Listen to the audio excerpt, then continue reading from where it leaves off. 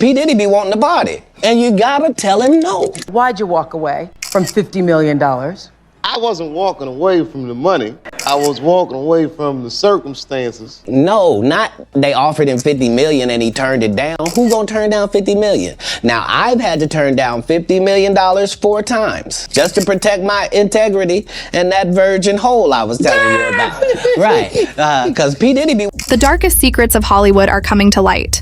Both Dave Chappelle and Katt Williams have spent years speaking out against the entertainment industry's dark side. With Diddy facing federal charges and exposing the industry's puppet masters, the truth may finally be catching up to them. Now, frightening new reports allege that Diddy may have arranged a hit on Dave Chappelle for disclosing too much about these secrets. What is happening then? What caused Dave Chappelle to be singled out for criticism? Furthermore, why does Katt Williams think Diddy gave the order for the hit? Of us are against the Illuminati, and we are against the Illuminati at our own detriment. When people are against the Illuminati, then they get punched in the face all the time. I'm just gonna go ahead and announce my retirement from stand-up. I'm kind of done. Katt Williams recently made headlines on the internet when he disclosed that Diddy attempted to lure him to his notorious freak-off parties by offering him more than $50 million. These were not your typical parties. Rather, these were insane gatherings where Diddy allegedly tried to exert complete control over everyone, even their bodies. Katt said that he had once been targeted by the notorious film producer Harvey Weinstein, who is now well known for his many essay scandals. Turned down $50 million 4 times. 4 times. Just to protect my integrity and that virgin hole I was telling you. Right, because P. Diddy be wanting to party, and you gotta tell him no. Katt claims that Weinstein directly asked him to do favors, asking him to A his wood in return for a movie role. Despite the possible career boost a part in a big-budget film may have provided, Katt denied the offer outright, refusing to sacrifice his values or dignity. This is where it gets even weirder, though, and Dave Chappelle turned down precisely $50 million. To put things in perspective, Dave Chappelle has long been an outspoken opponent of Hollywood's shadowy side, revealing how the industry's top brass influence and manipulate performers.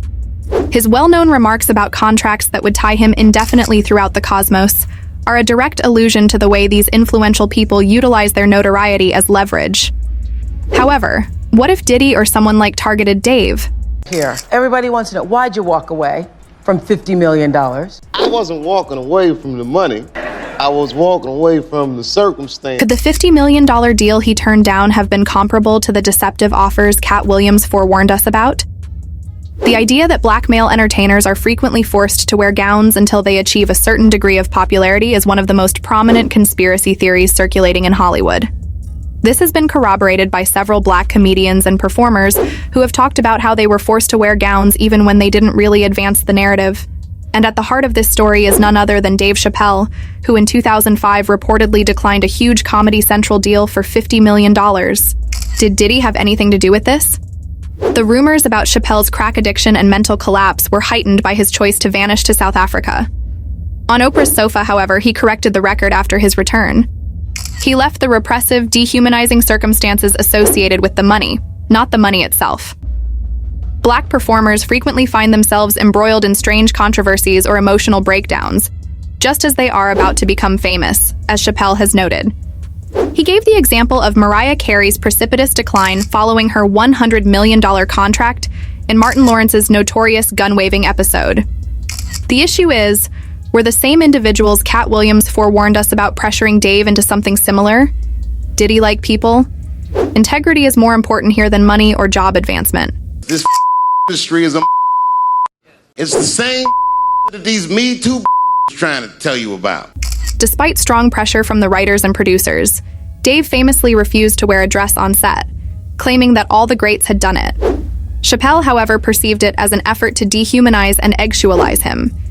In addition, Dave Chappelle implied in one of his well-known programs that there was a lot more going on beneath the surface than what the general public witnessed.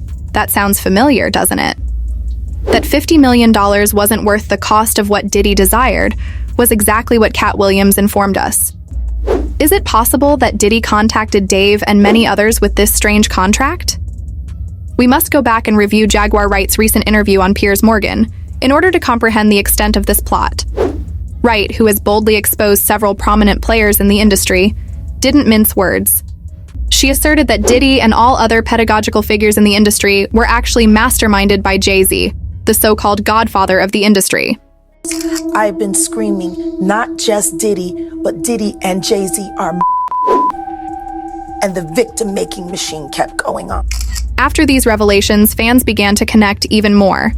If Jay-Z is indeed the one behind the scenes, using Diddy as a puppet, could that explain why Chappelle and Williams were singled out for criticizing the industry? Even more troubling, could Jay-Z have a larger, darker role in attempting to permanently silence Chappelle while there isn't any concrete evidence yet? Can we really be certain that Jay-Z wasn't involved? In any case, Dave Chappelle has been criticizing Diddy and his infamous lifestyle for years before many others dared to. His keen sense of humor revealed the darkest secrets of the industry, and he wasn't scared to use his position to expose them. Diddy's wild parties weren't the only thing he exposed. From his early stand-up routines to casual remarks and interviews, Chappelle was already implying Diddy's dubious behavior as early as the 2000s. One of the most striking examples is from an old Chappelle Show skit in which he makes fun of Diddy's extravagant demands on his reality show, Making the Band. Welcome to Bad Boy. It's Bad Boy, baby. Can't stop. Won't stop. It's about the deeper, darker undercurrents of control and exploitation that exist in Hollywood. For background, the early 2000s were a crucial time for reality TV as the genre established itself. It wasn't the well-known and exciting excursion it is now, in contrast to the contemporary landscape. Instead, it was unexplored area that artists were eager to explore. Sean Combs, formerly known as Puff Daddy, left a lasting impression at this pivotal time by founding and launching Making the Band on MTV. Fans were captivated by the unusual and sometimes ludicrous obstacles that Diddy, as he was then known, set up for his band trainees. And the groundbreaking show swiftly became a hit by giving viewers an inside look at the complex process of creating a supergroup.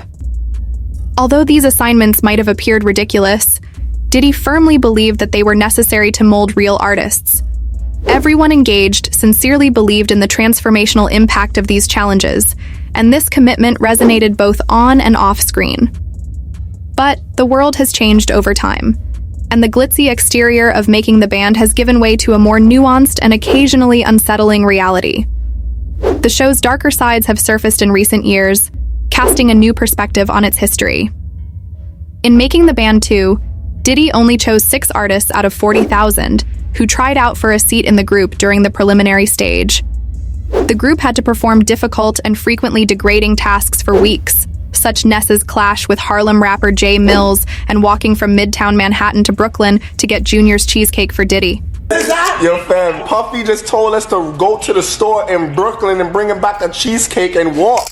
It was later discovered that Beyoncé was the true recipient of this cheesecake.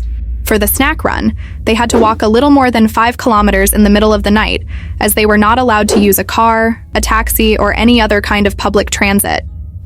It's not about me trying to do a mean-spirited initiation hazing act, Diddy clarified, which was a ludicrous moment. There's more to it than that. I have to get up every day and perform a lot of shit that I don't want to do because I'm in the music industry. Musicians aren't compelled to go more than 5 kilometers to provide food to their producers, even if it may be the case for certain things. Many might claim that the rigorous examinations the competitors underwent had little to do with their jobs. To top it all off, Diddy broke up Dabana at the end of the season. The head of the Bad Boy label claimed that he could no longer handle the side-eyed fights, fractiousness, laziness, legal issues, unreliability, and negative attitude.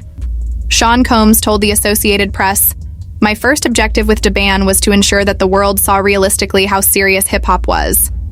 The way they were portraying themselves and not taking this art form as seriously as other artists did at times made me feel a little embarrassed. The TV support made the effort with Dabana profitable, but ultimately I don't think it's worth my money to do something that, in my opinion, misrepresents the essence of hip-hop and Bad Boys." In the end, the only band members still contracted to Bad Boy were Ness and Babs, and he later brought Chopper Young City back to the label. You're going to be shocked even more if you believe that Diddy's position as what many refer to as a gatekeeper in the music industry is the worst it can get. For years, Dave Chappelle has used humor to criticize Diddy. Chappelle has begun talking more openly about Diddy's notorious freak-off party after years of disparaging him behind closed doors. For years, there has been controversy about these alleged get-togethers of Hollywood's elite. In addition to making jokes about them, Chappelle hinted that these gatherings weren't only for amusement. He alluded to a more sinister, perilous aspect of these occurrences, one that entailed the manipulation and exploitation of weaker individuals. During a specific act, Chappelle discussed how everyone must pass through a metaphorical tunnel in Hollywood. Anyway, fast forward to the present, and it's safe to say that Diddy's life is collapsing. The man who once ruled the music scene is now behind bars. Yes, you read correctly. The same Diddy, who has been a titan in the business for decades, is currently incarcerated and facing shocking charges. Homeland Security arrested him on the grounds that he was a wild human, specifically bringing people into the United States under false pretenses for some seriously twisted freak-off parties. Locked in that cell 23 hours a day. There will be a bed. There will probably be a steel toilet with no seat on it, 3 showers a week. You've probably heard rumors about these parties for years, but now they're coming to light. And if found guilty, Diddy could face up to 100 years in prison. But it gets worse for him.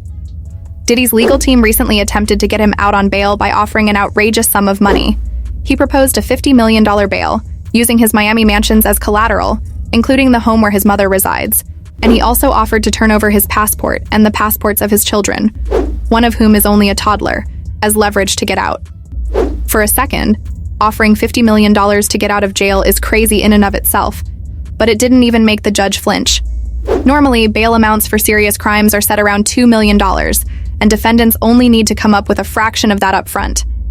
However, despite all of these offers, the judge denied his bail because no amount of money or real estate was sufficient to convince the court that Diddy wasn't a flight risk or a danger to the public. Usually posts bail, but the judge denied it, which only serves to highlight the seriousness of the charges and the depth of the case. Money may buy you power, but it doesn't make you untouchable. Diddy's extravagant lifestyle, well-known career, and influence in the entertainment industry couldn't protect him from the repercussions of his actions. And for years, there have been rumors about what really happened behind the scenes with Diddy. However, it's finally getting to him. No matter how many records you sell or accolades you receive, if you're doing shady things, you'll eventually have to face the consequences. So what exactly did Diddy do to get himself into this mess? According to the charges, which date back more than 10 years, some of the accusations go back to 2008. For more than 10 years, Diddy allegedly organized these bizarre parties where people, some of whom were forced to participate in disturbing acts after being smuggled into the US under false pretenses. It was part of a larger criminal operation that involved humanizing forced labor and institution, and this is where things get even darker. According to reports, Diddy didn't act alone. He had a network of people who helped him keep this operation going for so long. He allegedly bribed hotel chains, had people on his payroll to keep victims silent, and even had ways of dealing with those who spoke out. Some victims were reportedly threatened, and in extreme cases, they vanished or died. The level of control and fear he created to maintain his operation is astounding. One of the most alarming revelations is how Diddy and his associates coerced these people into submission. The investigation uncovered twisted tactics like using baby oil and other lubricants to dehumanize the victims during the assault. As more details come to light, we're learning just how sinister these parties were. Some victims were held against their will, transported across state lines, and forced into horrific situations, and all of it was captured on video. Reports claim that Dew's team went to great lengths to keep these parties going for days, and the victims were so emotionally and physically exhausted that they required IV fluids to recover. This shows how far they went for these so-called parties. What began as entertainment industry rumors turned into a nightmare of exploitation, and for a while it looked like Diddy might get away with it. His legal team worked hard to minimize the accusations, and there were rumors that he would settle some lawsuits and avoid jail time. But as more victims came forward and more evidence emerged, the walls began to close in. It's also important to note that these new charges have resurfaced old accusations against Diddy. Over the years, people like Cassie and Jaguar Wright have spoken out about their experiences with him, but their claims were frequently dismissed. Now that the judge has denied his bail and the investigation is still ongoing, it appears more likely that Diddy will spend a significant amount of time behind bars. Now that their voices are being heard once more people are listening. Comedian Katt Williams has been vocal about Diddy's demise. If you've been following him lately, you may recall that earlier this year, in an interview with Shannon Sharpe, Katt predicted that 2024 would be a year of reckoning for some figures in the entertainment industry. Carried or brandished firearms to intimidate and victims and witnesses. Now, Combs did not do this all on his own. As I mentioned, Combs has been charged with RICO conspiracy. He even named Diddy specifically, implying that the truth would be revealed. As Diddy's dark secrets come to light, Katt's words seem eerily accurate. This case is far from over, but one thing is certain. Diddy's world has been completely upended, and the consequences are only getting started. The biggest question is still whether the truth will finally be revealed. Whether Chappelle and Williams will be vindicated for the years they have endured at the hands of the industry's top players, and most importantly, how deep this conspiracy goes. One thing is certain, though. Dave Chappelle and Katt Williams have not been afraid to speak up when others have remained silent, and now the world is finally starting to listen. That's it for this video, folks.